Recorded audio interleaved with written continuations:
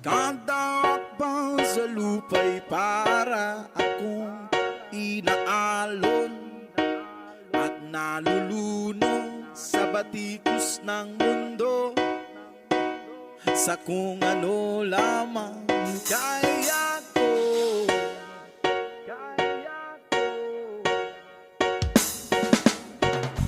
Bigang-biga na sa mga problemang di masolusyon